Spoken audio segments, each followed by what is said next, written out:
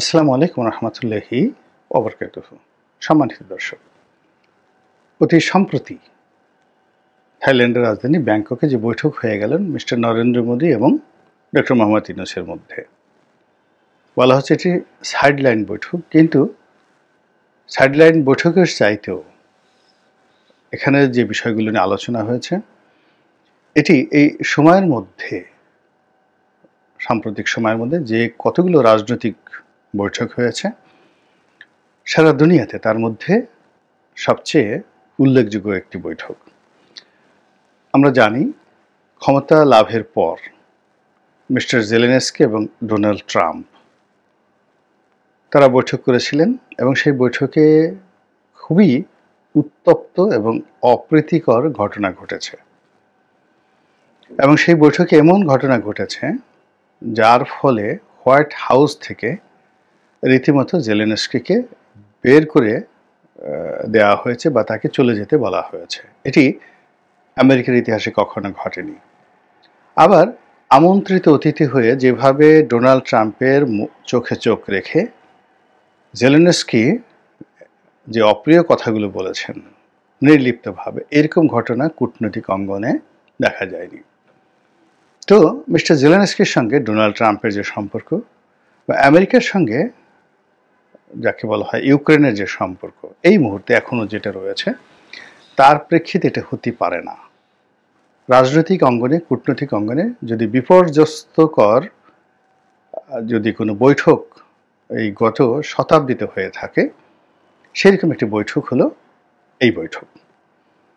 এমনকি আগামীতে যদি ডোনাল্ড ট্রাম্পের সঙ্গে আয়াতুল্লাহ রুহুল খামেনির ছেলে, এখন যিনি আছেন আয়াতুল্লাহ আলী খামেনি, যিনি ইরানের সর্বোচ্চ ধর্মীয় নেতা, কিংবা মিস্টার পেজেশকিয়ান, যিনি এই মুহূর্তে ইরানের প্রেসিডেন্ট, তার সঙ্গে যদি ডোনাল্ড ট্রাম্পের বৈঠক হয়, ওই বৈঠক নিয়ে দুটো দেশের জনগণের মধ্যে যে আবেগ উত্তেজনা কাজ করবে, মিডিয়াগুলো যেভাবে অ্যালার্ট থাকবে, তদ্রূপ আমরা ক্ষুদ্র পরিসর ছোট দেশ, কিন্তু তারপরে ডক্টর মোহাম্মদ ইউনূসের সঙ্গে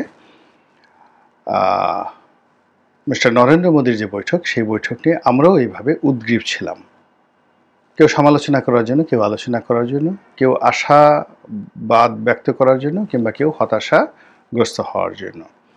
তো এই মিটিংয়ে অতি আশ্চর্যজনক কিছু ঘটনা ঘটেছে এবং আমরা ডক্টর মোহাম্মদ ইউনূসকে যারা খুব দুর্বল ভেবেছিলাম, খুব অসহায় ভেবেছিলাম, তাকে রাজনীতিতে অপরিপক্ক ভেবেছিলাম, তাদের জন্য এই বৈঠকটি একটা রীতিমতো চপেটাঘাত। তিনি বৈঠক করেছেন শত অনিশ্চয়তা থাকা সত্ত্বেও। ভারতের পক্ষ থেকে শতভাগ নেতিবাচক মনোভাব প্রদর্শন করা হয়েছে, তারপরেও এই বৈঠক হয়েছে এবং বৈঠকের যে দৃশ্য আমরা দেখেছি এবং বৈঠকের যে ঘটনাগুলো ঘটেছে, প্রথম থেকে একদম শেষ পর্যন্ত সব কিছুই ডক্টর মোহাম্মদ ইউনূসের পক্ষে গিয়েছে। এবং এখানে যে বিষয়টি সম্ভবত ভারতের একেবারে চিন্তা চেতনার বাইরে ছিল, এমনকি আমরা যারা বাংলাদেশে যারা লোকজন আছি, আমরাও কিন্তু এই বিষয়টি কল্পনা করতে পারিনি। আমরা অনেকেই বলার চেষ্টা করেছিলাম যে ডক্টর মোহাম্মদ ইউনূস কেন ভারতের কাছে নতজানু হতে যাচ্ছেন, কেন তাকে নরেন্দ্র মোদীর সঙ্গে বৈঠক করতেই হবে। কিন্তু এই বৈঠকের পর আমরা সবাই যেটি এখন বুঝতে পারছি যে ডক্টর মোহাম্মদ ইউনূস যা চিন্তা করেন, যা কল্পনা করেন, সেটি অনুধাবন করা বা সেটি কল্পনা করা বা তার ধারে কাছে যাওয়ার ক্ষমতা আমাদের মতো ইউটিউবার তো দূরের কথা, এই বাংলাদেশে কোনো বুদ্ধিজীবী বা রাজনীতিবিদদের সেটি নেই। আমরা যেভাবে এখনো পর্যন্ত বুঝতে পারছি না যে উনি কি করে ক্ষমতায় এলেন, আমরা এখন পর্যন্ত বুঝতে পারছি না যে ওনার উপদেষ্টা পরিষদ কিভাবে গঠিত হলো, এখনো পর্যন্ত বুঝতে পারছি না যে তিনি কেন আগস্ট মাসের 5 তারিখে না এসে 8 তারিখে এলেন, এখনো পর্যন্ত বুঝতে পারছি না। আবার তিনি কি করবেন, কবে যাবেন, ইলেকশন কি দেবেন নাকি দেবেন না, তিনি কি এখনকার মতো এইভাবে সহজ সরল থাকবেন নাকি শক্তিশালী হবেন এবং বাংলাদেশে যে সমস্ত মানুষ ডান্ডা থেরাপিতে বিশ্বাসী, অর্থাৎ পশ্চাৎ দেশে বাড়ি পড়লে যারা আব্বা আব্বা করে ডাকে, তো এই ধরনের যারা রাজনীতিবিদ রয়েছেন তাদের সঙ্গে তিনি আগামীতে কি আচরণ করবেন, এইগুলি নিয়ে যখন আমরা হিসাব মিলাতে পারছি না এবং তাকে একজন সাধারণ দুর্বল মানুষ হিসেবে নিজেরা বলার চেষ্টা করছে যে আমি রাস্তায় নামলে তার অবস্থা থাকবে না, আমি বললে তার কাপড় চোপড় থাকবে না, ইত্যাদি নানা রকম যখন অহংকার দেখাচ্ছি, ঠিক সেই সময়টিতে মিস্টার নরেন্দ্র মোদীর সঙ্গে তার এই বৈঠক এবং বৈঠকের যে আলাপ আলোচনা, সেই আলাপ আলোচনা ভারতের পক্ষ থেকে যাই বলা হোক না কেন, যতটুকু বলা হয়েছে, আমরা বাংলাদেশের কোনো ন্যারেটিভ আমরা ধরলাম না। শুধু ভারত যে বিষয়গুলো বলেছে সেইগুলোর মধ্যে একটা বিষয়কে আমি উল্লেখ করব। সেটি হলো তিনি মিস্টার নরেন্দ্র মোদীকে চোখে চোখ রেখে বলেছেন শেখ হাসিনাকে ফেরত দেওয়ার জন্য।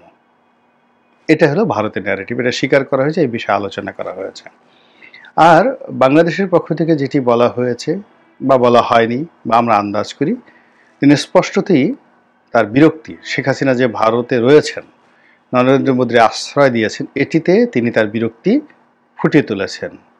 এবং ভদ্রলোকের আলাপ আলোচনার মধ্যে আসলে খুব একেবারে খোঁচা দিয়ে বলার দরকার নেই। এইভাবে তিনি তার চোখ, তার মুখ, তার অভিব্যক্তি এগুলো প্রকাশ করে যদি তার যে নোট অফ ডিসেন্ট বা নোট অফ অ্যারোগ্যান্স এর মাধ্যমে তিনি প্রকাশ করতে পারেন তিনি পছন্দ করছেন বা করছেন না এই বিষয়গুলো।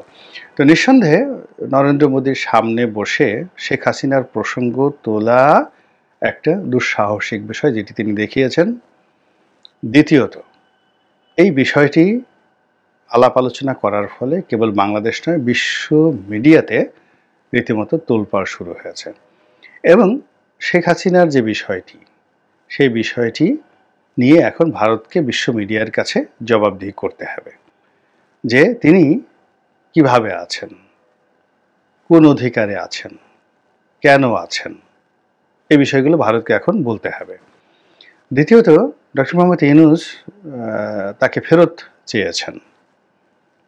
এখন কেন ফেরত দেওয়া হবে না কিংবা কেন ফেরত দেওয়া হবে ইত্যাদি বিষয়গুলো নিয়ে আলোচনার একটা দ্বার খুলে গেল।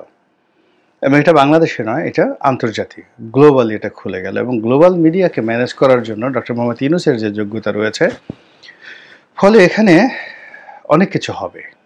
New York Times, Washington Post থেকে শুরু করে the Telegraph, the Sunday Times, the Economist, Time Magazine, Far Eastern Economic Review থেকে শুরু করে এমনকি যদি বুমবার্গেও শেখ হাসিনাকে নিয়ে, নরেন্দ্র মোদীকে নিয়ে কোনো রিপোর্ট আসে, ডক্টর মোহাম্মদ ইউনূসের যাকে বলা হয় সেখানে তার ইনফ্লুয়েন্সে আমরা খুব আশ্চর্য হব না।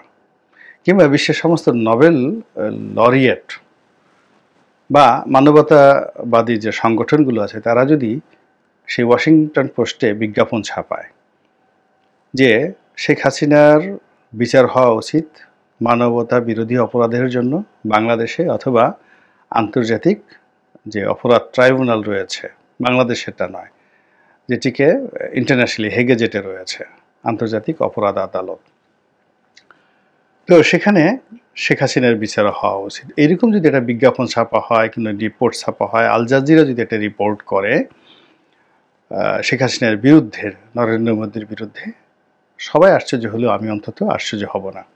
কেননা এই ঘটনার ফলে আমার কাছে মনে হয়েছে যে অনেক কিছুই আমাদের জন্য অপেক্ষা করছে।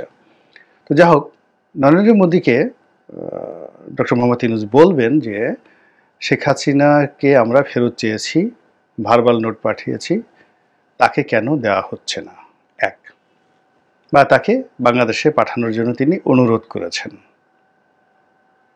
তো এটি ভারতের জন্য একটা বিরাট চপেটাঘাত, বাংলাদেশের জন্য এই মুহূর্তে যারা সরকার চালাচ্ছে তাদের জন্য একটা বিরাট সফলতা। তৃতীয়ত, এই বৈঠকে এই আলাপ আলোচনার ফলে শেখ হাসিনাকে নিয়ে ভারতীয় পার্লামেন্টে আলোচনা হবে এবং নরেন্দ্র মোদী বিরোধী যারা লোকজন রয়েছেন, ইতিমধ্যে অনেকেই শেখ হাসিনার ব্যাপারে মুখ খুলেছেন। তারা শেখ হাসিনা কেন, কোন অধিকার বলে সেখানে আছেন এবং শেখ হাসিনার জন্য কেন বাংলাদেশের সঙ্গে সম্পর্ক খারাপ করব, এবং বাংলাদেশের সীমান্তে এই মুহূর্তে যা কিছু ঘটছে, কিংবা বাঙালিরা যেভাবে ভারতের পরিবর্তে চীন দেশে চলে যাচ্ছে, ইরানে যাওয়ার জন্য চেষ্টা করছে, তারপরে পাকিস্তানে যাওয়ার চেষ্টা করছে চিকিৎসার জন্য, ব্যবসা বাণিজ্যের জন্য, এটা ভারতের যে ব্যবসায়ী সম্প্রদায় রয়েছেন তাদের সবাইকে বিক্ষুব্ধ করে তুলেছে। এবং এগুলো নিয়ে মিস্টার নরেন্দ্র মোদীর উপর নিদারুণ একটা চাপ প্রয়োগ করার চেষ্টা হবে আগামীতে, এবং যা কিনা শেখ হাসিনাকে সামাল দেওয়া খুবই কঠিন একটা বিষয় হবে। এখন শেখ হাসিনার জন্য সারা দুনিয়া বলতে গেলে খুব ছোট হয়ে আসছে। ব্রিটেন তাকে ভিসা দেয়নি। নরমালি ভারত চেষ্টা করেছিল ব্রিটেনে তাকে পাঠানোর জন্য। তার পক্ষে আমেরিকা যাওয়া সম্ভব নয়, এবং রাশিয়া বা যদি মধ্য এশিয়ার অন্য কোনো দেশে, যেখানে ধরুন রাশিয়ার খুব প্রভাব রয়েছে, যেমন চেচেনিয়াতে যদি তাকে পাঠানো হয়, তাহলে তিনি আসলে বাংলাদেশ থেকে বিচ্ছিন্ন হয়ে পড়বেন, সম্পূর্ণভাবে বিচ্ছিন্ন হয়ে পড়বেন।